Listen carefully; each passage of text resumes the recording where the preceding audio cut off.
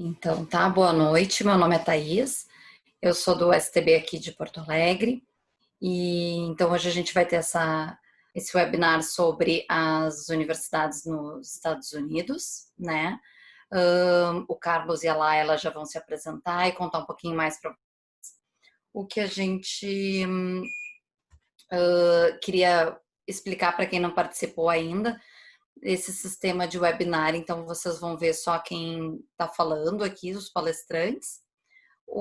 A gente continua tendo chat ali para quem já usou o Zoom em outro formato. Ali é para comentários, alguma interação que vocês queiram fazer. E para quem tiver dúvidas, se quiser fazer perguntas, que a gente vai respondendo durante e pode retomar alguma até no final. Tem ali o Q e A, né, o Q&A, que daí ali sim são para as perguntas, tá? Então quem tiver dúvidas pode botar ali, a gente já vai respondendo e no final a gente pode comentar algumas delas se for interessante. E eu vou passar a palavra para o Carlos então para ele iniciar. Obrigado, Thaís. Obrigado por todos que estão aqui também hoje com a gente. Eu me chamo Carlos. Eu hoje, junto com a Laila, vamos conversar um pouco sobre as universidades americanas em geral, né? Todo o processo de ingresso, enfim, por que elas são interessantes para o aluno internacional. E é um tema, na verdade, que é muito pessoal, porque nós dois fizemos a nossa graduação nos Estados Unidos. Então, passamos por todo esse processo de pesquisa, de preparação, de encanto também com as universidades, né? E são 4 anos vividos dentro de uma instituição, então você acaba levando muito dessa experiência com você para sua vida pessoal e para sua vida profissional também, mesmo depois da sua formatura. Eu me formei em Relações Internacionais na Tufts University, que fica em Boston, nos Estados Unidos, em Relações Internacionais. E o terceiro ano da faculdade, eu não contente em fazer o meu intercâmbio fora do Brasil, né, que era a minha faculdade, eu passei no Japão. Então, eu fiz durante minha graduação, eu fiz um ano fora dos Estados Unidos também, que é um aspecto muito que eles incentivam os alunos a fazerem, pelo menos um semestre fora do campus, fora do país, para ganharem mais ainda uma perspectiva global. E desde então eu trabalho com educação internacional, tentando compartilhar um pouco dessa experiência, desse conhecimento, para que mais e mais alunos tenham pelo menos a oportunidade e saibam o caminho, caso queiram seguir esses passos para fazer uma universidade tanto nos Estados Unidos quanto em outro país. Tá? Então hoje a gente vai começar falando um pouquinho do destino em si, né, dos Estados Unidos, e por que ele continua, né, ao longo de décadas sendo o destino que mais atrai alunos do mundo inteiro. A Laila vai entrar em bastante detalhes sobre o processo tradicional de seleção dos alunos. Então, o que as universidades criam de expectativa nos estudantes, o que eles têm que atingir para obter uma vaga nessas universidades americanas. Depois eu volto para falar sobre alguns caminhos paralelos criados por algumas universidades para facilitar o ingresso de alunos internacionais, porque elas querem mais e mais atrair esse talento fora dos Estados Unidos para diversificar o campus deles. Tá? E aí, no final, a gente vai conversar um pouquinho sobre como a Crimson, que é a empresa onde a Laila atua, é uma empresa de consultoria que faz esse processo individual com cada estudante de preparação universitária ao longo do ensino médio, e como o STB, que tem parceria exclusiva com a Crimson no Brasil, pode ajudar todo o perfil de estudante que esteja no ensino médio no começo ou terminando os estudos e já procurando uma universidade, ou até mesmo um aluno que já se formou, mas que pensa talvez em fazer uma universidade, ele pode começar esse planejamento conosco. Tá? Agora eu vou passar a palavra para a Laila, para ela se apresentar também e começar a primeira parte da palestra. Muito obrigada, Carlos. Muito obrigada a todos vocês que estão aqui com a gente. Como o Carlos falou, meu nome é Laila. Acho que já deu para perceber, né? Mas eu sou norte-americana, eu moro aqui em São Paulo há 8 anos. Eu realizei a minha graduação em Harvard, onde eu estudei História e Literatura da América Latina. Enquanto aluna lá, eu tive a oportunidade de vir algumas vezes para o Brasil, fazer pesquisa, intercâmbio, aprender português. E uma vez formada, eu ir trabalhar aqui.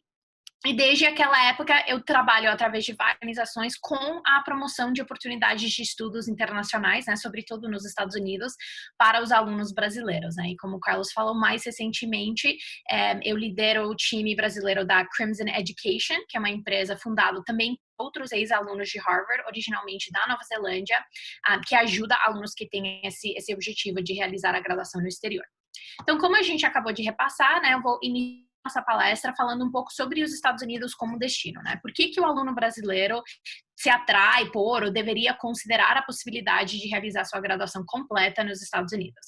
Então, acho que começando, quando a gente pensa em universidades de excelência no mundo, sempre vai surgir algum nome de uma universidade americana, né? Harvard, Stanford, entre outras. Então, e quando a gente olha para um ranking internacional, que eu coloco em ordem as melhores universidades do mundo, como esse exemplo aqui da QS, a gente vê aqui que das 20 melhores universidades do mundo, 10 se encontram nos Estados Unidos, né? Então, as universidades americanas têm uma oferta, têm uma proposta acadêmica e oferecem um ambiente que é sinônimo de excelência, né? Então, se você se formar numa universidade americana, você pode ter certeza que isso vai abrir portas para você, seja nos Estados Unidos, seja no Brasil ou em alguma outra região do mundo que você gostaria de morar e trabalhar. Então, falando um pouco sobre o que são esses diferenciais, né? O que destacam as universidades americanas? A primeira é a internacionalização, né? Então, primeiramente, as universidades americanas, eles entendem que eles têm uma responsabilidade não apenas de formar os alunos americanos, senão os melhores alunos do mundo inteiro, né? Então, eles querem atrair alunos internacionais para serem alunos, para estudarem ali no campus. Muitas universidades americanas vão ter entre 10% e 20% da sua população estudantil sendo de outros países, além do fato de que eles querem atrair os melhores professores, né, os melhores cérebros, pesquisadores do mundo inteiro para também entrar lá e dar aula para os alunos naquela universidade. Por que isso é interessante, né? Vocês que podem ter ambição, muitos de vocês, de trabalhar, por exemplo, em grandes empresas multinacionais, né, ou enfim, de trabalhar em outro país. Se você tem essa experiência, esse contato com pessoas de outros países, outra cultura, desde já, dentro da sala de aula, dentro do dormitório, tudo isso vai te preparar ainda mais para o que é um ambiente de trabalho nessas grandes empresas, né? Em que você pode ter a sede na Alemanha, mas tem uma filial aqui no Brasil, por exemplo, né? O que você a sua empresa é brasileira, mas você vai ter que estreitar laços comerciais com empresas na China. Então, se você já começa a desenvolver essas competências interculturais, essa capacidade de interagir com pessoas de outras culturas durante a sua graduação, isso vai te preparar ainda mais para o mercado de trabalho. Sem falar na possibilidade de você estudar diversas línguas, né? Então, as universidades americanas vão oferecer aulas em vários idiomas, né? E a possibilidade também, como eu fiz, como o Carlos fez, né, no Japão, de realizar um outro intercâmbio, né, de um semestre ou até um ano durante a sua graduação. Então, eu mesma, além de passar vários meses no Brasil, eu também tive a oportunidade de passar um semestre na Espanha durante a minha graduação. Tudo isso me deixou muito mais capaz de trabalhar hoje numa empresa global, que é a Crimson, que tem escritórios em mais de 15 países. Além disso, talvez o critério que mais atrai o aluno brasileiro é a flexibilidade acadêmica que as universidades americanas proporcionam. Então, diferente do processo do vestibular, em que você precisa, na hora de realizar a prova, já identificar qual é o curso que você vai estudar, né? E se você mudar de ideia no meio do seu curso, você tem que trancar a faculdade e fazer outro vestibular e começar do zero com outra graduação, as universidades americanas, eles permitem nesse primeiro ano, ou em alguns casos, nos primeiros 2 anos, você não precisa se comprometer com nenhum curso, senão você vai ficar fazendo matérias numa diversidade de áreas, né, para explorar e identificar qual é o curso que você quer mesmo, e depois desse período você define, ok, não, eu quero focar mesmo em economia, em relações internacionais, em engenharia. E além disso, como já existe essa flexibilidade na grade, as universidades também permitem que você faça mais de um curso durante sua graduação. Então, isso pode ser um curso completo, né, que a gente chama de major nas universidades americanas, você pode fazer um double major, ou isso pode ser um curso mais curto, um minor, que é chamado uma especialização, entendeu? Então, eu te dou o meu exemplo. O meu curso principal era História e Literatura, mas eu também fiz um minor, né, uma especialização em Ciências Políticas, um certificado em língua portuguesa e um certificado em estudos latino-americanos. Então, isso durante os 4 anos de graduação, sem acrescentar anos, sem fazer aula, enfim, de manhã e à tarde e à noite. Então, as universidades americanas realmente proporcionam essa possibilidade de, para aquele aluno que talvez não tenha tanta certeza do curso e quer experimentar antes de confirmar, e para aquele aluno que tem vários interesses, né? Eu não quero só estudar uma coisa, quero estudar várias coisas. As universidades americanas vão proporcionar essa possibilidade, que é muito único, né? Em comparação com universidades ao redor do mundo. As universidades americanas também se destacam pelo investimento em pesquisa. Então, elas entendem que, além de formar os alunos na graduação ou em cursos de pós-graduação, as universidades também têm uma responsabilidade de criar novas pesquisas, né? E gerar novos conhecimentos que vão ajudar a resolver os grandes problemas que a gente enfrenta, né, como sociedade humana hoje em dia. Então, o maior exemplo, acho que a pesquisa está muito em aparência hoje em dia, justamente por conta da pandemia, né? Em que universidades como a Universidade de Oxford está pesquisando uma vacina para a Covid, que inclusive está sendo testada aqui no Brasil, né? Então, as universidades estão investindo e fazendo esse trabalho de pesquisa não apenas nas áreas de medicina, biomedicina, mas também em todas as áreas, né? Desde educação, né? Como que a gente pode construir o sistema educacional para o próximo século, né? Ou, por exemplo, em marketing, como que a gente pode construir, utilizar inteligência artificial para criar propagandas digitais que vão converter em mais vendas. Então, enfim, pesquisa está presente em todas as áreas, né? E as universidades americanas querem envolver os alunos de graduação na realização dessa pesquisa. Então, eu trago esse exemplo da Johns Hopkins University, que é a 10ª melhor universidade dos Estados Unidos. Aqui a gente está vendo uma imagem da biblioteca. É um exemplo da infraestrutura de pesquisa que existe, né? Muitos livros que vocês podem utilizar para embasar sua pesquisa. E nessa universidade, 74% dos alunos de graduação vão participar da pesquisa em algum momento, né? Então, ou seja, o aluno de graduação vai ser envolvido e poder contribuir com essas grandes descobertas em várias áreas. Mas mesmo você que, eu acho que pesquisa não é interessante para mim, eu quero me envolver com outras coisas, estudar numa universidade que investe em pesquisa mostra que o curso que você vai estar fazendo vai puxar as informações que estão as mais atualizadas, né? Então, as mais recentes pesquisas, as mais recentes descobertas vão ser integradas no seu curso. Então, você vai se formar como um profissional ainda mais atualizado dentro daquela área que você se propôs a seguir. Outro grande diferencial das universidades americanas é a vida no campus que eles proporcionam, né? Então, mesmo o aluno americano, na grande maioria das universidades, vai ser obrigado a morar no da universidade, nos dormitórios que essa faculdade oferece, por pelo menos 1 ano e, em alguns casos, mais de 1 ano. No meu caso mesmo, eu morei pelos 4 anos da minha graduação nas residências estudantis de Harvard, né? Então, tanto os alunos internacionais quanto os alunos americanos vão estar ali convivendo, morando junto no que a gente chama de uma comunidade residencial no campus da universidade. E isso acontece porque as universidades entendem que você não vai apenas aprender na sala de aula com um professor. Você também vai aprender através dessas interações sociais que você vai ter no seu dormitório, no refeitório, né? Você morar no campus da universidade vai facilitar que você possa, por exemplo, escutar uma palestra de um líder político que foi convidado para conversar na universidade, ou assistir, por exemplo, um show que está sendo realizado por alunos que estão no curso de música da faculdade. Então, eles querem proporcionar todas essas oportunidades adicionais de aprendizado fora da sala de aula também. E isso inclui as organizações estudantis que essas universidades oferecem e encorajam os alunos também a se envolver e fazer parte dessas organizações. Então, eu trago aqui o exemplo da UCLA, que é a 20ª melhor universidade dos Estados Unidos, e nessa faculdade tem mais de 1.000 clubes e organizações que estão disponíveis para os alunos se envolverem, né? E se tem algum clube, se você tem alguma área de interesse que não está já endereçado em alguns desses 1.000 clubes, você pode criar um novo clube também, se você quiser. E esses clubes são coisas mais divertidas, né? O time de futebol do Harry Potter, o clube de engenharia de sorvete, né? Lugares em que é mais para você ter uma interação social, conhecer pessoas parecidas com você, ou podem ser também clubes mais técnicos, né? Que podem ajudar você a desenvolver competências que vão ser relevantes no seu próximo passo entrando no mercado de trabalho. Então, por exemplo, o Bruin Entrepreneurs, a Sociedade de Empreendedores. Então, o aluno que participa desse clube pode aprender uma metodologia empreendedora, criar a sua própria ideia de negócios e, quem sabe, captar investimento para deslanchar esse projeto depois de formado.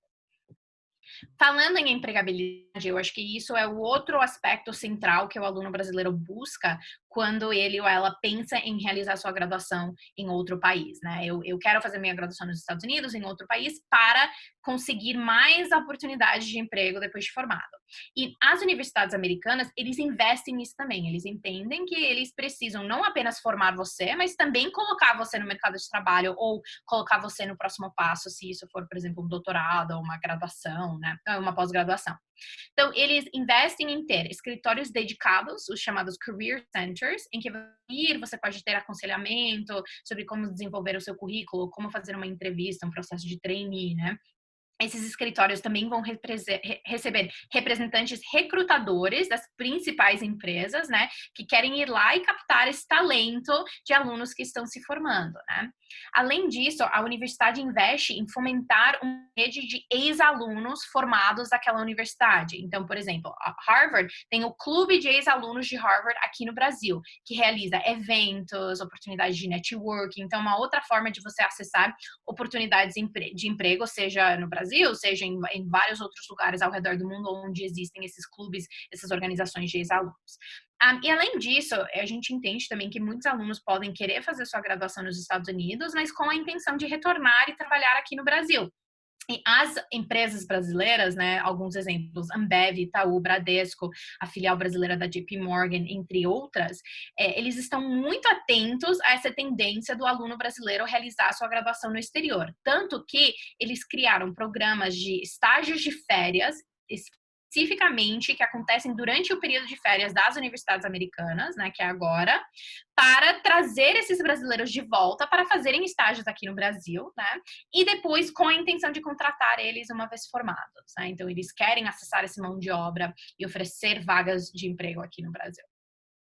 Agora, um ponto muito importante, né, quando a gente fala sobre universidades americanas, né, a triste realidade é que não são todos os cursos que a gente recomenda que sejam feitos nos Estados Unidos, né? Então, são sobretudo os cursos da área da saúde, né, medicina, odonto, veterinária, direito e psicologia também. Eu vou explicar os motivos, né? Então, primeiramente, todos esses cursos são pós-graduações nos Estados Unidos, ou seja, o aluno primeiro teria que fazer 4 anos de graduação numa área relacionada ou não, prestar outro processo seletivo para realizar uma pós-graduação de entre 2 e 4 anos para conseguir ter a mesma formação, as mesmas competências de que uma pessoa que fizesse a sua graduação aqui no Brasil, né? Então, o exemplo, medicina aqui no Brasil são 6 anos de graduação, nos Estados Unidos é 4 anos de graduação, depois presta outro processo seletivo e realiza 4 anos de pós-graduação em medicina para conseguir o título de médico, ok? Agora, esses cursos de pós-graduação, eles são tão competitivos quanto aqui no Brasil, como o caso de medicina, né? Então, para o americano que quer fazer medicina, é tão difícil do que é para o brasileiro que quer fazer medicina aqui no Brasil. Ou eles podem ser ainda mais competitivos, né? Então, por exemplo, veterinária é um curso bem disponível aqui no Brasil, muitas universidades oferecem, mas nos Estados Unidos são pouquíssimas universidades que têm a pós-graduação em veterinária. Então, pode ser bem competitivo, pode ser difícil você conseguir realizar essa pós-graduação para virar veterinário nos Estados Unidos. E além disso, esses cursos têm restrições em termos da aprovação de alunos internacionais. Então, são vagas limitadas para alunos internacionais. Eles querem manter a maioria das vagas para quem é cidadão americano, certo? Então, se você for brasileiro, mas tem um passaporte americano, claro, muda um pouco. Mas se você for brasileiro, você vai entrar nessa cota, né, para alunos internacionais, que é muito restrito, tornando um processo já competitivo ainda mais competitivo. Então, a estimativa é que, devido a isso, nas pós-graduações de medicina nos Estados Unidos, são apenas entre 1% e 3% das vagas que são dadas para alunos internacionais, tá?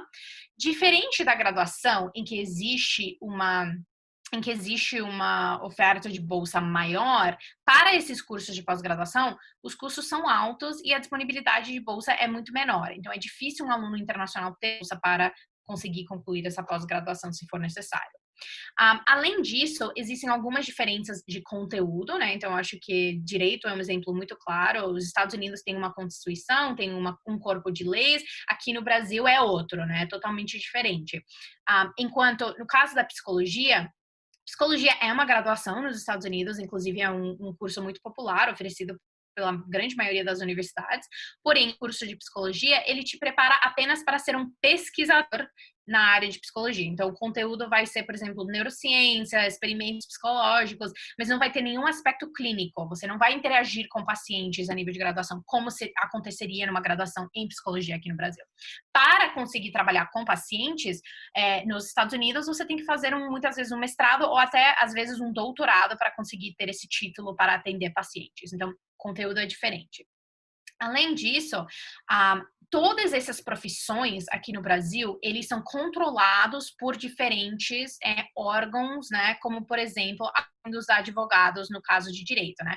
Como são profissões altamente especializadas, precisa existir essa validação, essa verificação para garantir que todos os profissionais estão aptos para exercer essa profissão.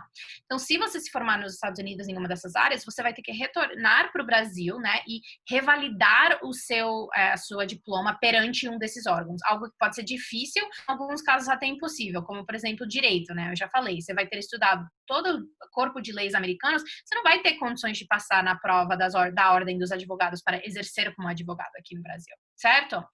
Mas para quem está aqui falando, mas meu objetivo é morar nos Estados Unidos, eu quero fazer minha carreira nos Estados Unidos. Infelizmente, nem sempre isso é possível de viabilizar, né? Então, atualmente, quem fizer uma graduação ou uma pós-graduação nos Estados Unidos consegue ficar e trabalhar por entre 1 e 3 anos, dependendo do curso, através do programa OPT, que chama.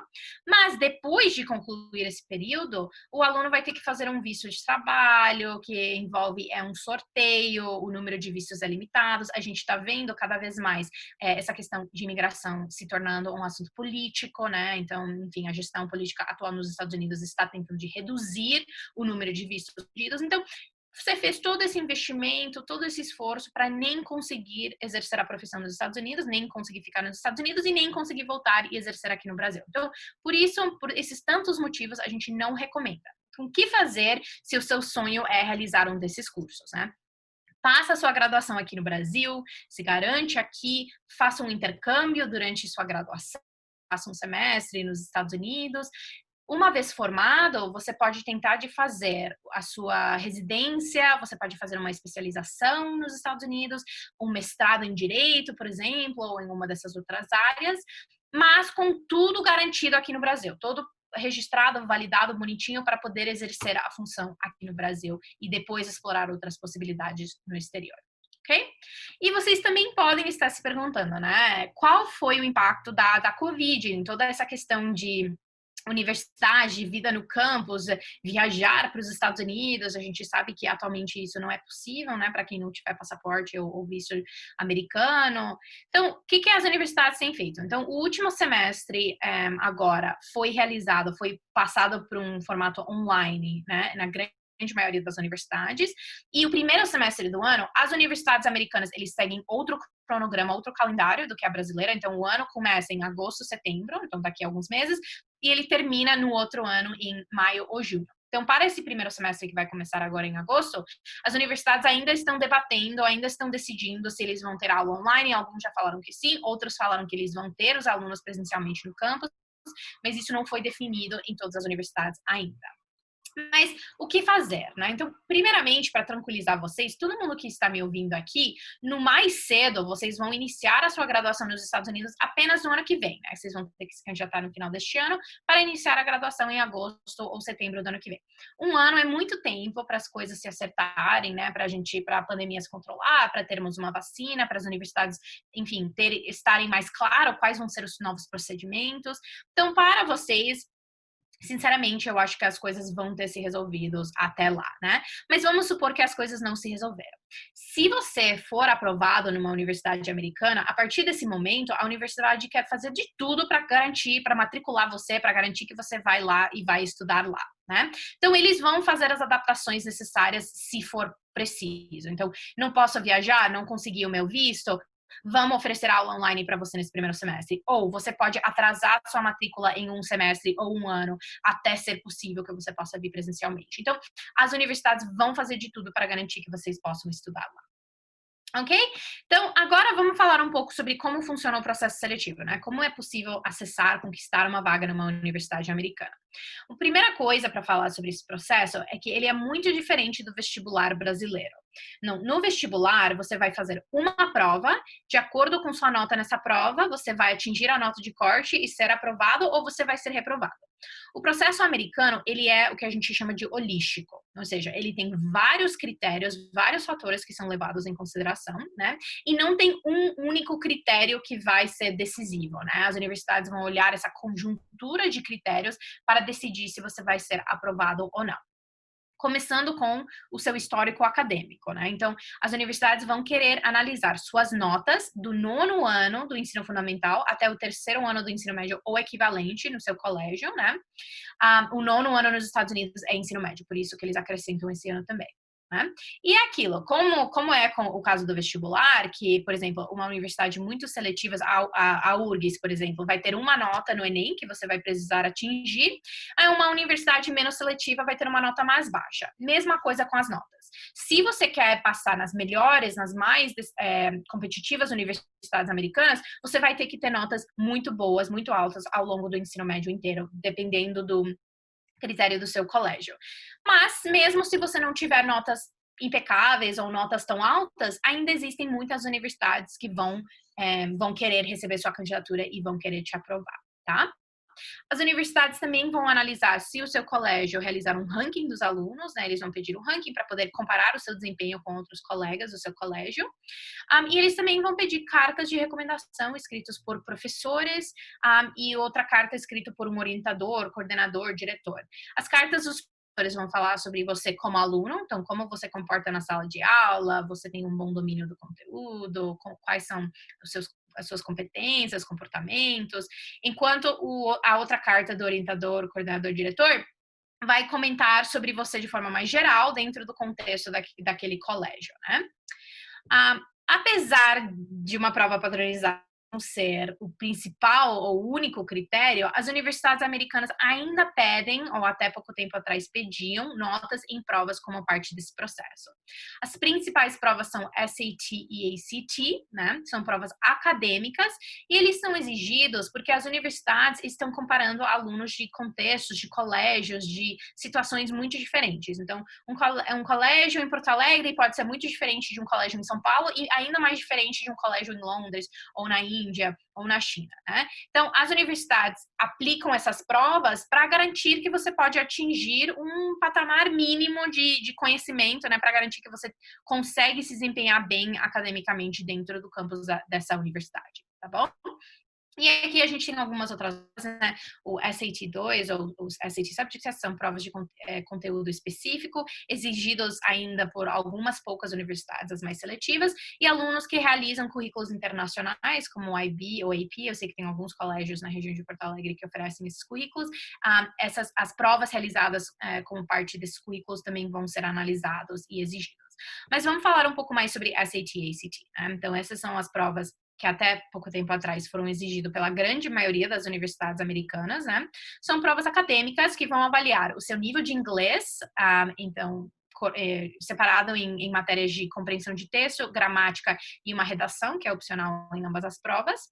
E eles também vão ter uma sessão de matemática, e no caso do ACT também tem uma matéria de ciências, mas é raciocínio científico, então sua capacidade de interpretar gráficos, dados, não é equações, fórmulas de física, química ou biologia. Ambas essas provas são aceitas por todas as universidades, então não existe uma vantagem de fazer uma ou outra, é apenas com base naquela prova que você se adaptou mais, né? E essas provas são oferecidas em várias datas ao longo do ano, vocês estão vendo aqui, muitos meses, então é possível fazer mais de uma vez. As provas têm validade de 5 anos, então não precisa esperar até o 3º ano para fazer, mas a recomendação seria de fazer essas provas durante o seu 2º ano, né?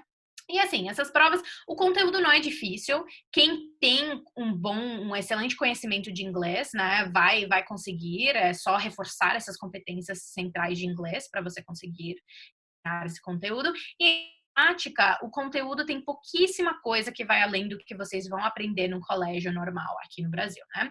Mas essas provas são complicadas para o aluno brasileiro por conta do formato, né? Então, vocês, sobretudo, vão ter que treinar para conhecer como que funciona, o que a prova está pedindo, o que é o tipo de pergunta que essa prova vai fazer, né? E, sobretudo, para vocês aumentarem sua velocidade. Então, em comparação com o Enem, que é uma prova em que vocês têm 5 horas para responder 90 questões, né? Essas provas vocês vão ter 3 horas, mas muitas questões, né? 70 segundos por questão com o SAT, 50 segundos por questão com o ACT, né? Então, assim, o brasileiro precisa fazer bastante simulado para conseguir treinar, responder essas perguntas, acertar as respostas de forma ágil e rápida com essas provas, ok? Agora, como muitas coisas, essas provas também foram impactadas negativamente pela pandemia, né? Elas são oferecidas em colégios, inclusive eu esqueci de falar, é possível fazer essas provas em Porto Alegre, na Escola Pan-Americana, né? Mas as escolas estão fechadas ao redor do mundo inteiro em decorrência da pandemia, né? Então, no primeiro semestre, a gente viu no Brasil e em outros países essas provas serem canceladas, né?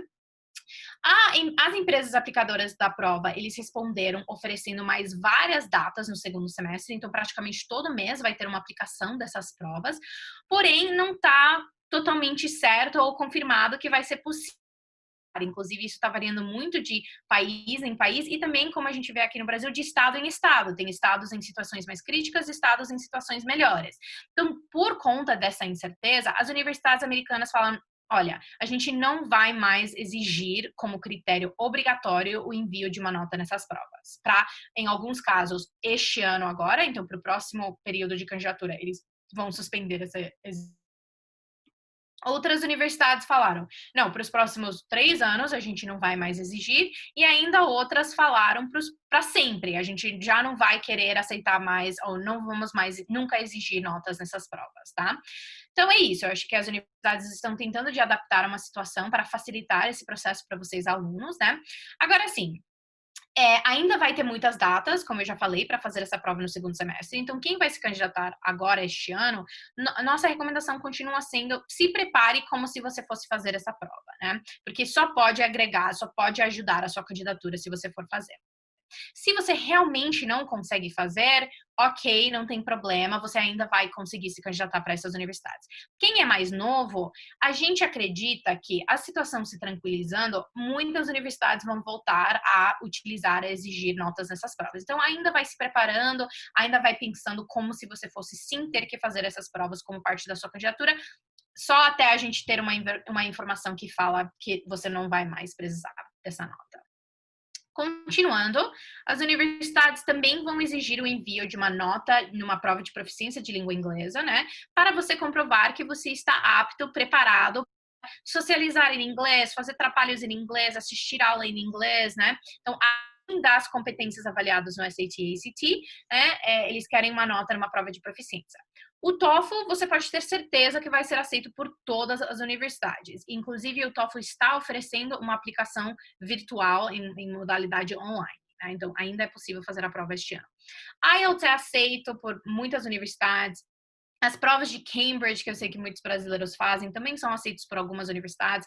A prova da Duolingo, né, está começando a ser aceito por ser uma online, e alunos que estudam em colégios com currículos internacionais muitas vezes podem ser isentos ou enviar a nota numa outra prova para as provas desses currículos para você conseguir comprovar que você tem domínio suficiente de inglês. Agora, diferente do SAT, né, das notas na escola, em que não existe uma nota meta ou de corte que você tem que atingir, as universidades vão ser muito explícitas que, olha, você precisa ter pelo menos um 80 no TOEFL, 90 no TOEFL, 100 no TOEFL para conseguir dar conta das nossas aulas aqui na universidade, né? Então, eles vão ser mais rígidos com essa nota nas provas de proficiência de língua inglesa. Mas para quem não tem o inglês muito fluente, é isso que você não consiga estudar numa universidade americana. Então, o Carlos vai falar daqui a pouco sobre universidades que são um pouco mais permissíveis, que tem um currículo ou um curso especial para quem precisa aprimorar o inglês um pouco mais.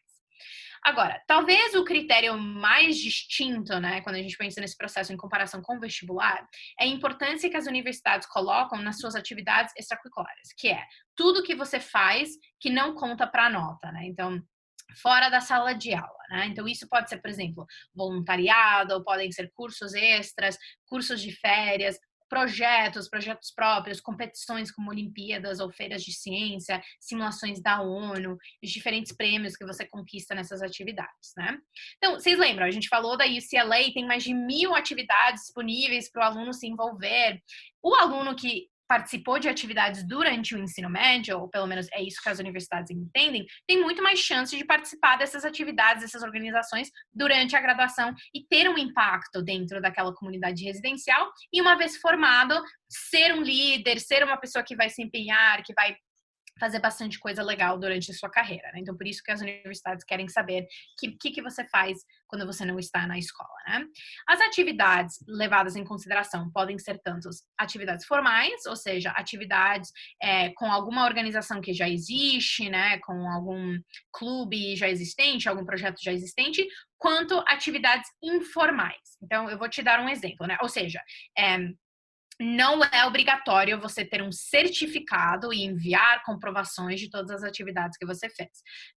Na sua candidatura, você vai preencher uma listinha das suas atividades para descrever para a universidade sobre o seu envolvimento. Por quê? Né? O exemplo que eu gosto de dar é um aluno que almeja fazer engenharia da computação. Né? Esse aluno tem algumas partes de computadores antigos na sua casa e de finais de semana ou depois da hora da aula fica mexendo e reformatando ou construindo o seu próprio computador. Não tem certificado para isso. Isso é uma atividade totalmente informal. Só que mostra que esse aluno tem uma paixão pela área, tem competências que vão ser necessárias dentro dessa área, habilidades, né? Então, é relevante. As universidades querem saber a respeito disso. Além disso, a gente está vendo, claro, que tradicionalmente a gente pensa em atividades como sendo algo presencial, que você vai lá e você faz. Mas isso não é necessariamente o caso. Inclusive, muitas atividades presenciais foram canceladas por conta da pandemia. Mas dá para você dar continuidade online ou se envolver em novas iniciativas, em conferências, em competições que estão sendo oferecidas online nesse novo contexto de pandemia, né? Talvez, enfim, algumas coisas são mais difíceis, esportes, é difícil treinar, competir nesse contexto, porém, quem disse que você não pode marcar um treino semanal com todos os seus colegas do time, né, para vocês ficarem fazendo fortalecimento durante a pandemia, né, pro time, para quando vocês vão estar bem, né? Isso mostra liderança, adaptabilidade, então uma série de características que as universidades vão valorizar. As atividades podem ser tanto na escola ou fora, em outros lugares, igreja, clube, enfim, em outros contextos, e são como as notas, atividades feitas apenas durante o ensino médio, incluindo com o 9º ano. Tá bom? Coisas feitas antes desse período já vai ter passado muito tempo, então as universidades não vão considerar essas coisas como sendo muito relevantes. Quando as universidades olham para a sua lista de atividades, eles vão avaliar o seu comprometimento. Eles querem ver alunos engajados a longo prazo com algumas coisas, pelo menos, então, pelo menos 1 ano ou 2 anos fazendo alguma atividade versus várias coisas diferentes que você fez por um dia, uma semana, né? Eles querem ver esse comprometimento. Se você é comprometido, você também geralmente vai assumir papéis de liderança dentro dessas atividades, né? Você já está fazendo há bastante tempo, então você pode chegar a coordenar esse clube, essa iniciativa, ou ajudar alunos mais novos que estão participando dessa mesma atividade. Você também, as universidades querem ver vocês conquistando destaques naquelas coisas que vocês fazem bastante ou estão bem comprometidos. Então, por exemplo, vamos supor que você faz simulações da ONU, e isso é a sua paixão, né? Você faz várias e várias simulações, eventualmente era legal você começar a receber uma menção honrosa em alguma simulação para mostrar que você realmente tem habilidades e capacidades dentro dessa área. E as universidades também querem ver o impacto das suas atividades. Então, não querem que você só faça atividades para você, né? Em que você é a única pessoa que faz e você recebe sua medalha e acabou. Eles também querem ver vocês contribuindo com a sua comunidade, seja a escola, seja a sua cidade, seja o Brasil como nação, né?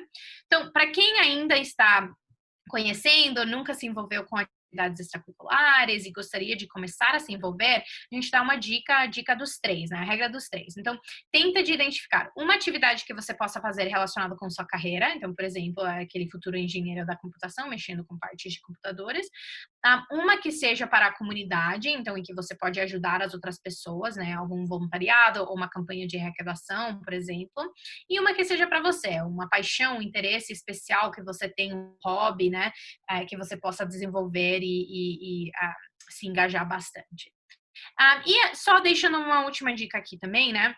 Dentro desse contexto da falta de provas padronizadas, né, das faculdades não exigindo mais essa nota, pode ser interessante você aproveitar as suas atividades extracurriculares para também mostrar a sua competência acadêmica, né? Então, enfim, faça uma competição, faça uma conferência, né, para mostrar para as universidades que você é um aluno com bastante engajamento acadêmico dentro daquele curso que você procura, né? Porque já que você não vai ter a nota na prova para também mostrar o seu preparo acadêmico. Ok.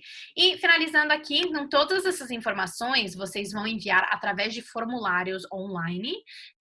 A plataforma utilizada pelo maior número de universidades chama o Common Application. São mais de 800 universidades americanas que utilizam dessa plataforma.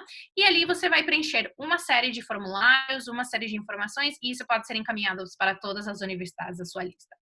As universidades também vão pedir para você escrever algumas redações. Essas são redações pessoais e não acadêmicas, não tem nada a ver com aquilo que você escreve na escola ou para o Enem. São redações em que vocês vão responder perguntas como, por exemplo, qual foi o maior desafio que você enfrentou durante a sua vida, né? E como que você lidou com esse desafio. Então, ali nesse texto, você vai mostrar as suas experiências, sua visão de mundo, as suas competências, os seus valores, tudo que é relevante, porque como a gente já falou, você não vai só estudar na universidade e depois voltar para casa dos seus pais para dormir, né? Você vai morar ali naquele campus, né? Você vai se engajar em várias coisas ali no campus. Então, as universidades querem saber também quem você é como pessoa, quais são os seus valores, o que você vai agregar, o que você vai contribuir aqui na nossa faculdade. E, finalmente, algumas universidades podem também pedir entrevistas com ex-alunos, né? Algum tipo de entrevista pode ser, muitas vezes, com um ex-aluno ou, às vezes, com algum representante do escritório de admissões da universidade.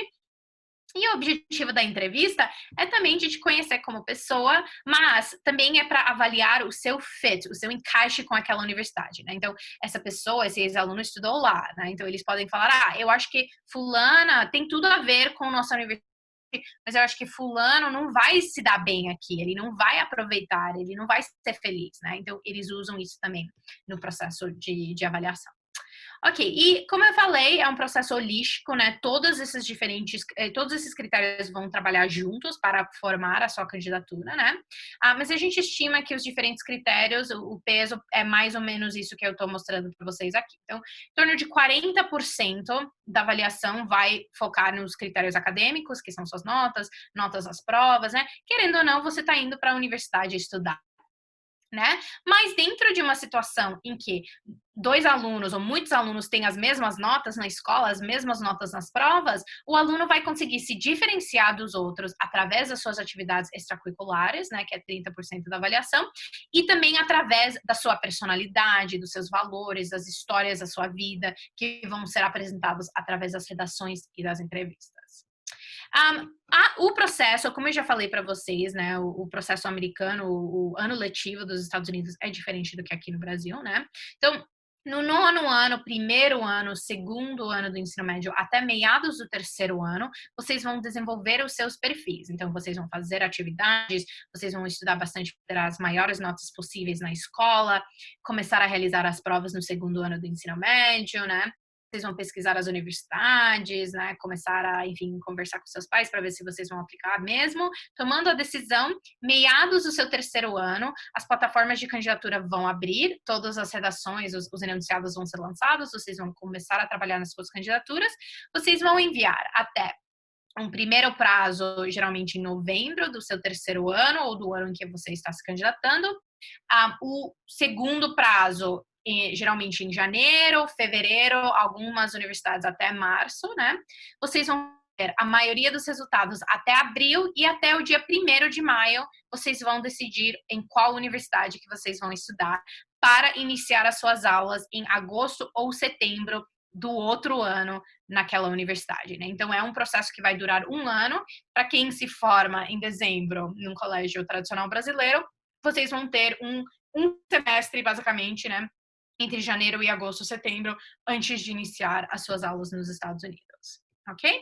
E concluindo aqui, eu quero falar um pouquinho sobre cursos e bolsas, né? Então, enfim, por serem universidades com instalações incríveis, bibliotecas, refeitórios, dormitórios, 1000 clubes e atividades, as universidades americanas acabam sendo as mais caras, né, do mundo. Né? Então, a gente estima que você vai achar universidades custando mais ou menos entre 3 mil e 6 mil dólares americanos por mês, incluindo a mensalidade e todos os custos de vida, tá? Mas, apesar de serem as universidades mais caras, né, as universidades americanas também oferecem mais bolsas para alunos internacionais. Então, se não for possível pagar esse custo integral, você também consegue reduzir esse custo através de várias diferentes bolsas, tá? Então, a gente consegue dividir essas bolsas em 2 tipos. A gente tem as bolsas por mérito, que são oferecidas em reconhecimento de excelência em alguma área. Então, geralmente isso vai ser excelência acadêmica, notas altas nas provas, notas boas no colégio, mas também pode ser outras coisas, como por exemplo as bolsas atléticas, que é para alunos que são federados, que jogam esporte a nível nacional ou internacional, né? Tem mérito atlético, né? Ou música, artes, enfim, diversas competências, né? E essas bolsas por mérito podem variar entre algumas centenas de dólares ou milhares de dólares, ou eles podem, em alguns casos, sim, cobrir integralmente o custo de vida e a mensalidade da universidade. E o aluno pode receber essas bolsas automaticamente, né? Ou o aluno pode precisar fazer outro processo de candidatura paralela, né? Mandando mais redações, fazendo entrevistas adicionais, cartas de recomendação adicionais para concorrer a essas bolsas. Num universo de mais ou menos 4 mil universidades americanas, em torno de 1.000 faculdades vão oferecer algum tipo de bolsa por mérito para alunos internacionais.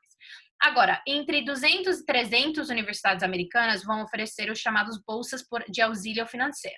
Então, nesse caso, o mérito do aluno não é considerado, né? Senão, eles vão analisar a situação financeira da família do aluno para ver se eles têm condições mesmo de pagar ou não, né? Então, o aluno vai mandar informações sobre renda, sobre bens, sobre despesas da família, e a partir disso a universidade vai falar, ok, essa família aqui arca com 50% dos custos, a gente gostou do perfil desse aluno, queremos esse aluno aqui na nossa faculdade, então a gente vai pagar os outros 50% em forma de bolsa, tá bom? Então, assim, é possível, tem alunos brasileiros todo ano que conquistam bolsas em universidades americanas. Só os nossos alunos na Crimson aqui do escritório brasileiro, ano passado, conquistaram 25 milhões de reais em bolsas, né? Então, é sim possível. Porém, é importante entender que precisar de uma bolsa vai tornar o seu processo de candidatura mais competitivo. No caso das bolsas por mérito, é porque você precisa ser um dos melhores alunos. Você tem que mostrar excelência para ganhar essas bolsas. No caso das bolsas de auxílio financeiro, eles são oferecidos pelas universidades mais competitivas, né? Eu falei 200 a 300 universidades. Então, o difícil é passar na faculdade. Se você passa na faculdade, maior parte das vezes, se você realmente tem necessidade, você vai ganhar a bolsa que você precisa, entendeu? Então é isso. É possível ganhar uma bolsa, mas saiba que se você precisa de uma bolsa grande e vai querer concorrer a uma bolsa, você vai ter que ser ainda melhor em todos os critérios que a gente falou, notas em provas, notas na escola, atividades extracurriculares, para realmente ter uma boa chance de conseguir essa bolsa. Ok? Muito obrigada pela atenção. Agora eu vou passar a palavra para o Carlos, e ele vai continuar. E eu volto no final para quem tiver alguma dúvida. Perfeito. Então, pessoal, obrigado, Laila, porque essa parte da apresentação é super importante para vocês entenderem todo o processo, né, holístico, de início ao que as universidades esperam dos estudantes, tanto americanos quanto internacionais, né? Por muito tempo não havia distinção entre o aluno ser americano ou internacional. O processo era o mesmo para todo mundo. Só que mais e mais algumas universidades americanas começaram a perceber que às vezes é um pouco injusto você submeter um aluno que talvez venha do Brasil, que todo o sistema de ensino é voltado para o vestibular, para o Enem, para ele passar para uma universidade, exigir a mesma coisa desse aluno do que de um aluno americano que tem todo o processo de high school, de ensino médio, já voltado para o processo tradicional de ingresso nas universidades americanas, né? Então, não era pouco que acontecia de um aluno, talvez no segundo ou no terceiro ano do ensino médio aqui no Brasil, começar a pensar sobre a possibilidade de estudar nos Estados Unidos e depois de aprender, depois de ver todo esse processo, falar, nossa, eu não me preparei, eu não fiz atividade extracurricular, eu não foquei no inglês, as minhas notas são médias, enfim, e o que eu faço agora, né? Já eu perdi esse bonde, não é mais para mim essa oportunidade, e não é bem por aí. né? A Laila falou que as universidades americanas elas buscam muito essa parte de internacionalização, né? De crescer o número de nacionalidades que elas têm no campus para melhor representar o mundo dentro daquela universidade. E algumas universidades têm mais facilidade para fazer isso do que outras. Então, se nós pegarmos exemplos das universidades que a Laila mencionou, Harvard, Yale, UCLA, Johns Hopkins, são universidades que ao redor do mundo elas têm um nome muito forte, elas têm um peso quando você conversa com pessoas sobre educação internacional. Então essas universidades elas não precisam fazer muita coisa para atrair automaticamente candidaturas da China, do Brasil, da Argentina, da Alemanha, da Nigéria, da África do Sul, do Oriente Médio.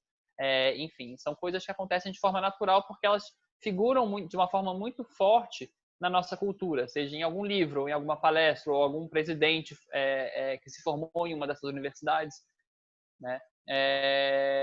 Outras universidades que talvez sejam quase tão bem conceituadas quanto essas em termos de qualidade de ensino, de infraestrutura que elas oferecem para o aluno, de estarem presentes também em pesquisa tanto biológica, espacial, de educação, enfim. Elas não possuem um nome tão forte internacionalmente, enquanto nos Estados Unidos são muito bem conceituadas. Então, são sobre essas universidades agora que eu quero falar com vocês, porque justamente é para aquele aluno internacional que não fez todo esse processo de preparação no ensino médio, talvez já está no terceiro ano, está próximo a se formar, mas ainda pensa em estudar nos Estados Unidos, tá? Essas universidades elas fazem parcerias com agências de educação internacional, né? O STB sendo a maior agência de educação internacional no Brasil, tem parceria com mais de 80 universidades e elas acabam criando um processo paralelo de ingresso, justamente para esse aluno conseguir iniciar esse sonho de começar a estudar nos Estados Unidos, tá? O processo que a Laila mencionou é conhecido como entrada direta e ele figura o quê? O SAT, que é aquelas provas padronizadas, ou o ACT, o TOEFL, a recomendação dos professores, as redações, né, os essays pessoais que os alunos precisam produzir, toda a análise de notas dos 4 anos de ensino, do nono do fundamental até o terceiro ano do ensino médio, e uma extensa lista de atividades extracurriculares que mostra que o aluno realmente é engajado fora de sala de aula, tá? E eu sei que às vezes é demais exigir isso de um aluno que faz simulado toda semana, que tem 15 matérias no ensino médio, que está se preparando para o Enem, né? Balancear essas duas coisas às vezes fica difícil e o aluno não consegue mostrar toda a sua qualidade porque ele está sofrendo pressões diferentes por serem sistemas de ensino diferentes também, tá? Então agora eu vou conversar com vocês sobre o primeiro ano internacional, que é justamente esse processo de ingresso paralelo que algumas universidades muito bem ranqueadas nos Estados Unidos criaram para atrair de forma mais ativa os alunos internacionais, tá? Então, para o aluno se candidatar para uma universidade dessas, através do primeiro ano internacional, ele precisa ter um nível de inglês intermediário e avançado, que afinal o inglês ele é a base de tudo que você vai fazer nos Estados Unidos, em termos de estudo, em termos de socializar, em termos de fazer as atividades fora de sala de aula. É necessário ter já de nível quase avançado. E as universidades querem ver que você também tem notas boas no ensino médio. Não precisam ser notas estelares, né, de 8, 9, 10. Às vezes é difícil a gente atingir uma nota dessa quando a gente tem tanto simulado, tanta prova em uma variedade tão grande de matérias, né? Mas é só isso, é o inglês e as notas. O SAT, ACT, redações, cartas de recomendação dos professores não é exigida, tá? Essas universidades elas querem ver o quê? Que você tem a área do inglês e a área das notas boas o suficiente para a universidade te dando um pouco mais de apoio no seu primeiro ano do que ela daria para um americano, e você vai ser bem sucedido e que você vai fazer essa progressão para os próximos anos da universidade.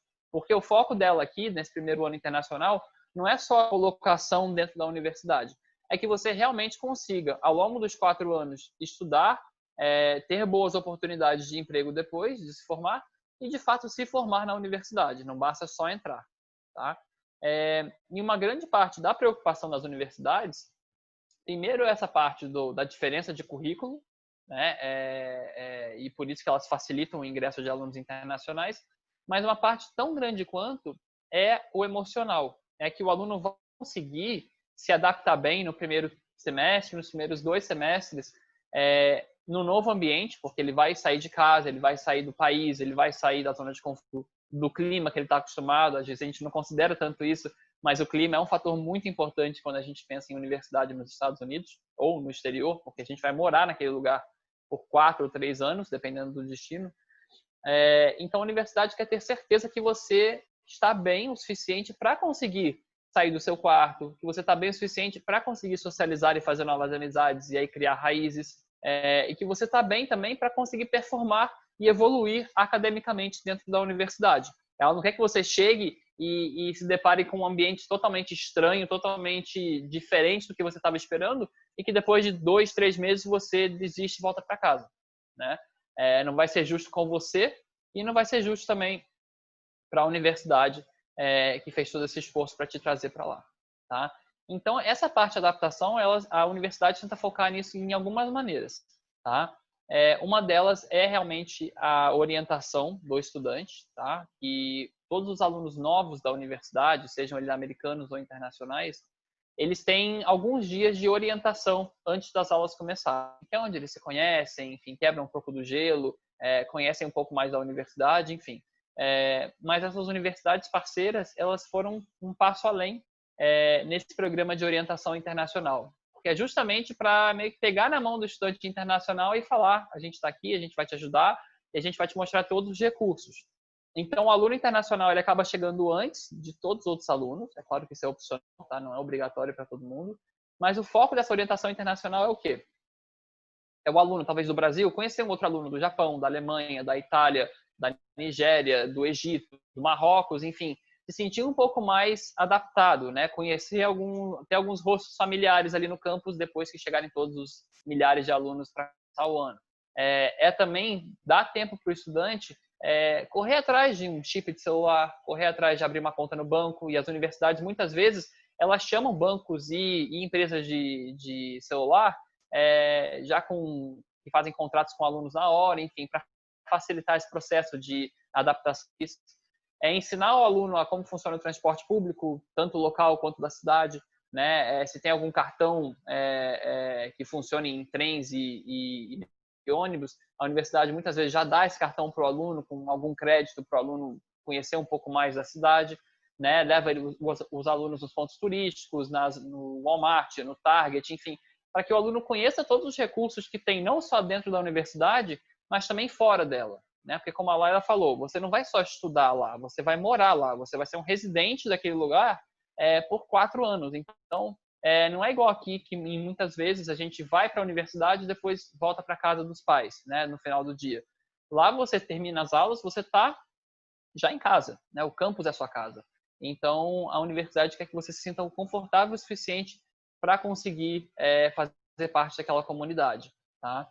Outro aspecto também é o mentor acadêmico, o academic advisor, que vai justamente ensinar vocês como funciona essa parte de se cadastrar para as matérias, enfim, de como é toda a parte acadêmica na universidade. Porque aqui no Brasil a gente está acostumado, né? No ensino médio a gente tem a turma A, B, C, a aula de matemática, de inglês, de português, de história, tudo dentro da mesma sala de aula, com a mesma turma, e é o professor que entra e sai da sala de aula, né? No ensino médio isso é diferente. Você tem sua aula de matemática na sala de matemática, o professor fica lá e você que vai para a aula dele. Quando termina, você vai para a aula de inglês, mas com outros alunos, não é a mesma turma sempre. E isso permanece na universidade, né? De forma até um pouco mais difícil, porque aqui quando a gente entra na faculdade no Brasil, se eu for fazer economia, por exemplo, a minha grade de economia é quase idêntica à grade de todos os alunos que estão fazendo economia naquela universidade.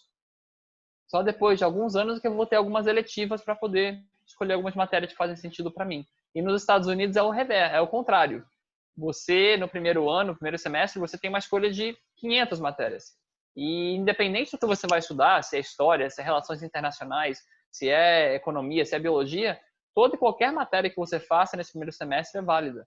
Então, esse mentor ele vai te ajudar a escolher matérias que fazem sentido com a opção, né? Que fazem sentido com o caminho que você quer trilhar, mas também te dando a opção de mudar de ideia. Se no primeiro semestre, segundo semestre, você decidir que não quer mais se formar em administração e quer se formar em relações internacionais, não tem problema, você não vai perder tempo com essa mudança, tá?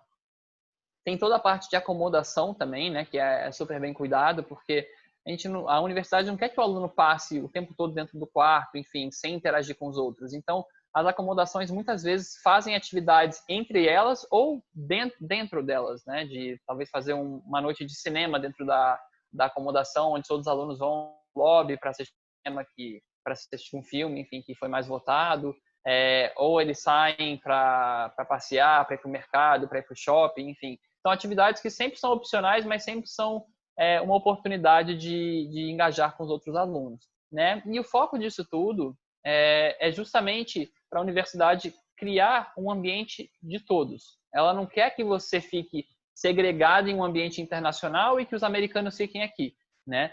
Ela quer um ambiente só, um ambiente da universidade. Tanto os alunos internacionais quanto os alunos americanos vão ter as mesmas oportunidades de participar, só que os alunos americanos talvez se sintam mais confortáveis porque aquilo ali é mais natural para eles, né? Então, talvez o aluno internacional precise de um empurrãozinho a mais e de um carinho a mais para conseguir se sentir confortável o suficiente para tirar proveito de todas as oportunidades que a universidade vai dar para ele, tá? E aí também, tão importante quanto a universidade certificar que você está bem no novo sistema acadêmico que você está inserido, né? Como eu mencionei, tem diferenças muito grandes entre o Brasil e os Estados Unidos em termos de ensino fundamental, ensino médio e ensino universitário, tá?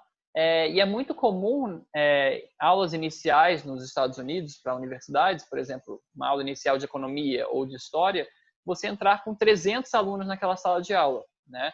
Chamam de lecture.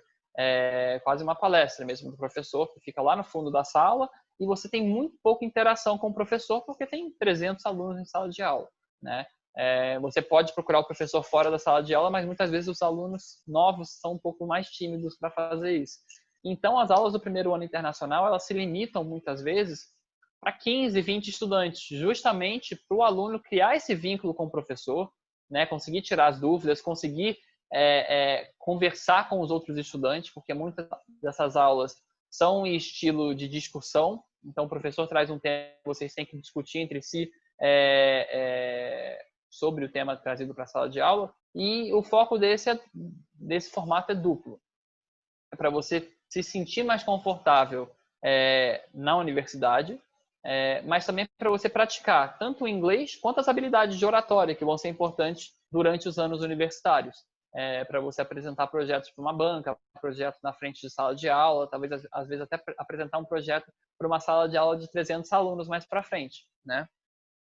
E com isso você consegue ganhar essa confiança para progredir para o segundo semestre e depois para o seu segundo ano, né? Essas salas de aula pequenas também, elas permitem que o estudante conheça todos os recursos da universidade. Então, às vezes, o professor vai usar o tempo de aula dele para levar os alunos para a biblioteca, para conversar com a bibliotecária, para aprender a fazer toda a citação como a universidade exige, para aprender a usar os recursos de pesquisa que a universidade tem para os alunos poderem depois fazer uma pesquisa independente que vai ser exigido deles ao longo dos anos que ele passa na universidade, né? E o importante também, vocês entenderem, é que o primeiro ano internacional ele é idêntico em termos de tempo ao primeiro ano pelo ingresso tradicional. Ou seja, em ambos os casos, o aluno está no primeiro ano da universidade. Não é adicionado nenhum tempo a mais de estudo por ter entrado pelo primeiro ano internacional. E mais importante, na minha visão, é que quando o aluno se forma, não é feita nenhuma menção ao primeiro ano internacional no diploma. O aluno se formou na instituição X e ponto, né? Então, isso que você vai carregar com você, não importa como você entra na universidade, importa o que você faz nesse tempo dentro dela e como você sai, né, com o diploma e formado, tá? Então, agora eu quero falar só um pouquinho do trabalho que o STB faz com a Crimson também no Brasil, para vocês entenderem um pouco como a gente pode ajudar vocês. Então, o STB hoje é a maior empresa de educação internacional no Brasil, a gente está há 49 anos aqui, e por isso, né, por essa permanência tão grande no Brasil, enfim, pelas conexões que nós já conseguimos criar de mandar milhares de alunos para o exterior, nós temos essas parcerias com universidades americanas, mas também trabalhamos com instituições no Canadá, no Reino Unido, na Austrália, e em diversos países da Europa também. Então, o trabalho não se limita aos Estados Unidos, né? E como vocês viram, a Thaís, que está aqui com a gente, é do nosso escritório de Porto Alegre, ela é parte do nosso time de especialistas, né? Então, ela mandou diversos alunos para universidades no exterior e ela pode ajudar vocês com essas universidades parceiras, algumas que ela já conhece pessoalmente também, para iniciar esse bate-papo, iniciar esse planejamento com a família, tá? E, né, por STB ser o que é, a gente tem essa parceria fantástica com a Crimson Education, é exclusiva no Brasil. A Crimson é fundada por ex-alunos de Harvard, então os donos da Crimson já conhecem muito bem todo o processo, né, de admissão, o quão desafiador ele é, mas também o quão recompensador ele pode ser em termos de bolsa, em termos de colocação. E, na verdade, os conselheiros que trabalham para a Crimson são formados nas top 30 universidades do mundo. Então, são pessoas também que, como os fundadores, como a Laila, já passaram por esse processo pessoalmente e conseguem oferecer todo esse apoio e suporte para os alunos e famílias. Tá? Eu sempre falo que nenhum aluno da Crimson é igual ao outro, porque entram tantos fatores na parte de consultoria, de contexto acadêmico, do histórico do aluno em termos de atividades extracurriculares, do nível de inglês, da faixa de investimento que a família tem disponível para esse projeto, entra todo o contexto familiar também do estudante. Então, eles fazem um trabalho muito minucioso de identificar o melhor plano de ação para aquele aluno atingir a meta que ele quer em termos de universidades. Então, o trabalho deles pode começar desde o 9º ano do ensino fundamental e durar 4 anos com a família para justamente terem os melhores resultados possíveis, tá? Então, o que eu quero deixar com vocês agora é que o STB e a Crimson juntos podem atender todo tipo de estudante, tá? Independente do perfil, se você é um aluno que está no final do 3º ano do ensino médio, tem notas medianas, tem um inglês bom, ou se você está no 9º ano do ensino fundamental, ou até antes, já está pensando sobre isso em família, nunca é cedo demais para se preparar. Lembra que quanto melhor a universidade você quer nos Estados Unidos, mais acirrada vai ser a concorrência. Essa é a vida, né? É assim que funciona. E a gente tem alunos em outros países também que estão se preparando, talvez antes, talvez depois do que você, né? Então, você vai entrar aí numa competição mundial para vagas. É o que se resume o ingresso nas universidades americanas. E o nosso foco aqui hoje é justamente abrir portas para vocês, né? Se vocês assistem o conteúdo, se vocês gostaram, mas pensam que realmente, não, depois de tudo isso, ficar no Brasil faz mais sentido para mim, fazer universidade por aqui faz mais sentido para mim, é uma ótima escolha também. O Brasil tem excelentes universidades, tem cursos maravilhosos, e ninguém está querendo falar aqui que uma escolha é melhor que outra, porque isso sempre vai depender do contexto do aluno, tá? Não é todo aluno que deve estudar fora, mas tem perfis que se dariam muito bem fazendo isso. O nosso trabalho aqui, no meu ver, é abrir portas e que você se sinta confortável o suficiente agora para saber que você tem uma escolha, né? É possível estudar nos Estados Unidos, não é um sonho, não é uma coisa impossível de se atingir, é muito factível, tá? Eu fiz, a Laila fez, e com preparação qualquer um consegue, tá? Eu quero abrir agora aqui para dúvidas também, não sei se vocês têm mandado dúvidas agora no Q&A, vou dar uma olhada, mas eu também vou aproveitar para deixar aqui o contato da loja, tá? De Porto Alegre, com o e-mail da Thaís também, com o número de contato. Como eu falei, ela pode já iniciar esse bate-papo com vocês, esse planejamento, e seja pela parceria com a Crimson ou pela parceria que o STB tem com as universidades nos Estados Unidos, nós estamos aqui para ajudar vocês. Deixa eu ver se tem dúvida. Tem uma dúvida sobre mestrado. Tá. Os mestrados, eles têm um processo diferente, né, do que o processo de graduação. Não é exigido, por exemplo, uma lista de atividades extracurriculares na maioria dos casos, mas muitos também têm uma prova padronizada, que é o GMAT ou GRE, tá? Justamente para as universidades conseguirem entender um pouquinho do seu histórico acadêmico, mas elas vão pedir também as suas notas da graduação, com tradução juramentada, e um teste de inglês, além de muitas vezes uma carta de intenção, para entender a sua motivação, enfim, se você já está no mercado de trabalho, por que você está saindo para fazer um mestrado, né, para apresentar o seu perfil, tá? E tem mais uma aqui da Viviane. Para quem já é formado, tem pós-graduação, é possível fazer uma faculdade nos Estados Unidos, como é o acesso de pessoas mais velhas. É super possível, sim, Viviane, fazer uma pós-graduação. Laila, então pode responder, se você quiser entrar.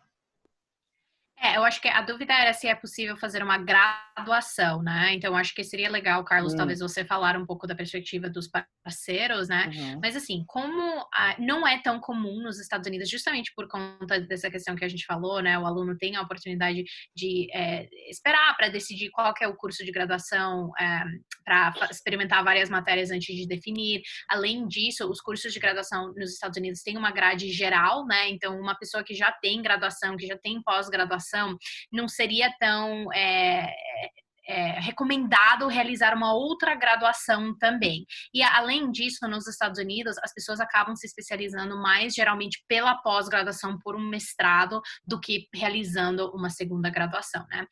Então, assim, é uma questão de se pensar um pouco em qual que é esse próximo passo que você quer, né? Qual que é a oportunidade que você quer a partir disso e pensar um pouco se realmente faz sentido fazer uma segunda graduação ou se faz sentido fazer um mestrado ou algum outro de curso avançado. E, além disso, é importante entender que algumas universidades, então, quando a gente fala sobre as universidades mais bem ranqueadas, mais seletivas, geralmente eles não aceitam alunos que já têm uma graduação. Agora, algumas outras universidades podem ser mais flexíveis, né? E lembrando que isso é um conselho apenas para os Estados Unidos. Tem outros países em que, enfim, eu sei que tem muito, talvez você pode comentar isso também, Carlos, tem muitos brasileiros que querem ir e trabalhar em Canadá, então às vezes é possível você fazer uma graduação ou um curso de 2 anos, que chama um curso de associado, né, associate degree, para depois conseguir permanecer e trabalhar no Canadá, por exemplo. Mas no caso dos Estados Unidos, realmente não é recomendado geralmente fazer uma segunda graduação. Exato, não, eu concordo. As universidades parceiras nos Estados Unidos também não vem muito com muito sentido isso de fazer uma graduação depois de já ter uma pós, por exemplo, no Brasil ou em qualquer outro país, porque em todo o processo precisa fazer meio que um sentido acadêmico, né? Se você faz uma graduação depois da sua pós, parece que você está voltando no tempo para eles, né? Às vezes a gente quer mudar de área, quer, enfim, teve um estalo, teve alguma coisa na vida que fez a gente mudar completamente de carreira, mas foi o que a Laila falou. Tem muita gente que, por exemplo, procura o Canadá, procura a Austrália por esse tipo de curso, que às vezes é um pouco mais voltado para o mercado de trabalho. Depois a gente já tem uma formação mais acadêmica na universidade, a gente quer fazer um curso em uma área completamente diferente que talvez a gente não tenha uma base para ele. E aí o tipo de ensino nos Estados Unidos é um pouco mais inflexível em termos de pós-graduação e graduação, e tem outros países que oferecem mais flexibilidade até de duração, de cursos de 2 anos, de 1 ano e meio, de 3 anos, ou uma graduação inteira de 4 anos, mas é bom o aluno poder aproveitar dessa flexibilidade para fazer alguma coisa que vai fazer sentido, tanto para a parte acadêmica quanto para a parte migratória também do país, né? Se o aluno já é formado em administração no Brasil, tem uma pós em administração e quer fazer uma graduação em alguma área parecida em outro país, às vezes é provável que até o visto desse aluno vai ser negado porque não faz sentido essa trajetória. Agora, se você já fez uma graduação em administração, fez uma pós, mas você já tem uma experiência de mercado de trabalho e agora quer investir nas suas habilidades culinárias, por exemplo, faz todo sentido, né? Então, esse tipo de caminho é muito seguido, às vezes, por brasileiros também, em países como o Canadá e a Austrália. Tá. Deixa eu ver aqui, tem outra dúvida. Em que ano do ensino médio vocês acham importante já ter definido as universidades?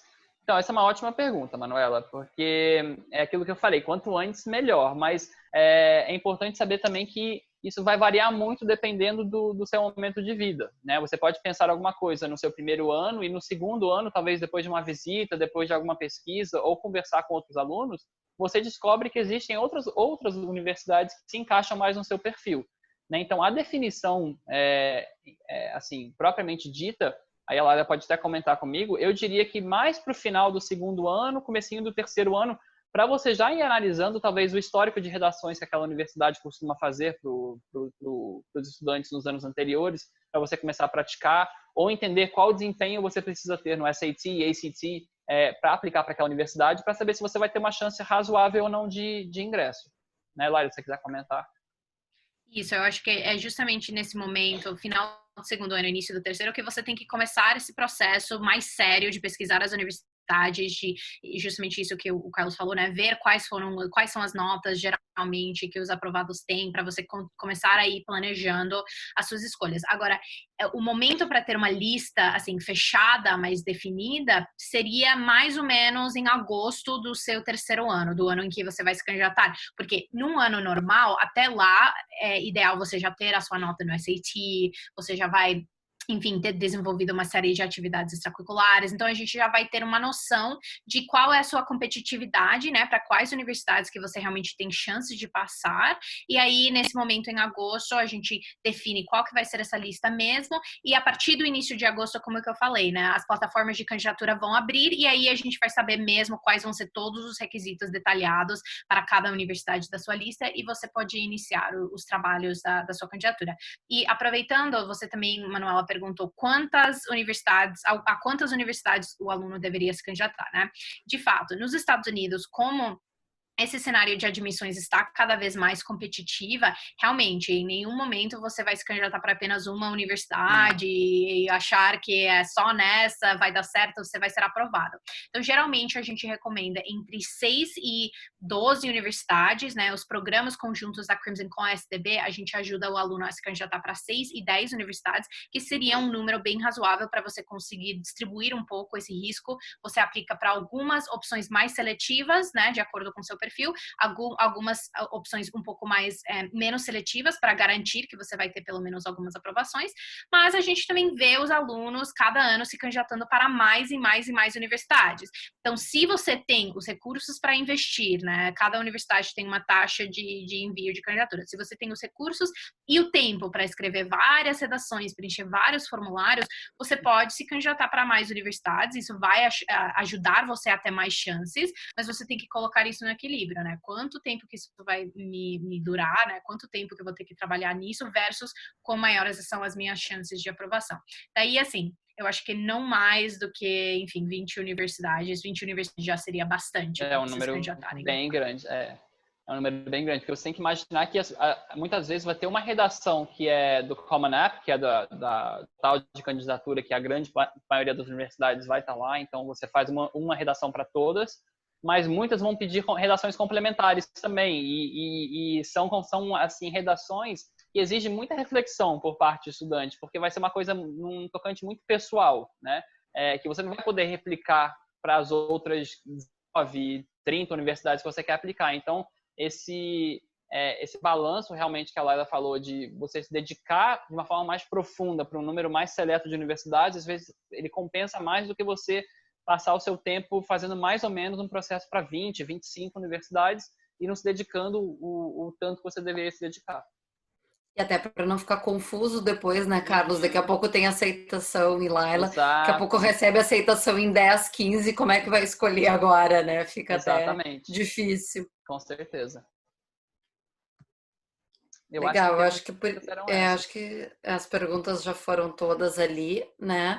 Queria agradecer bastante o Carlos, a Laila, por todo o conhecimento que deixaram aí pra gente hoje, né? Ali, tanto pelo QR Code quanto embaixo, tem o contato, então, de e-mail, telefone, WhatsApp e o nosso Instagram local aqui de Porto Alegre, né? A gente, no momento, tá online só por as restrições municipais aí, então não podemos abrir nossas lojas, mas fazendo atendimentos direto aí pelo Zoom, por WhatsApp, telefone, todos os canais possíveis. Né? Acho que uma coisa que o Carlos não chegou a mencionar, quando a gente fala das outras universidades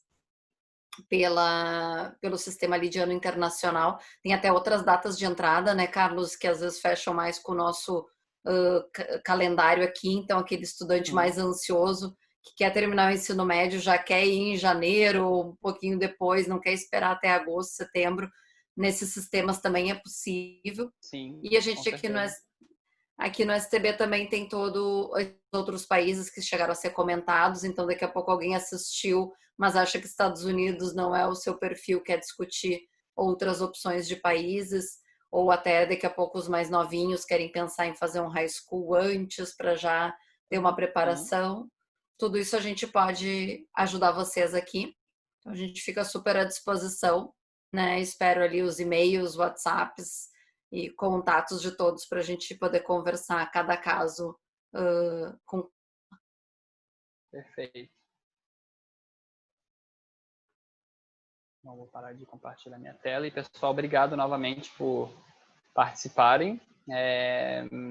E, em caso de dúvidas, é só entrar em contato. Sei que é muita informação de uma vez só, mas a gente está aqui para ajudar vocês, tá bom? Isso, a gente faz personalizado e vai discutir cada caso, assim como a Crimson faz depois com, né, os seus casos ali, de atender cada um nas peculiaridades aí para achar o programa perfeito para cada um. Exatamente. Obrigada, boa noite. Boa noite, pessoal. Boa noite.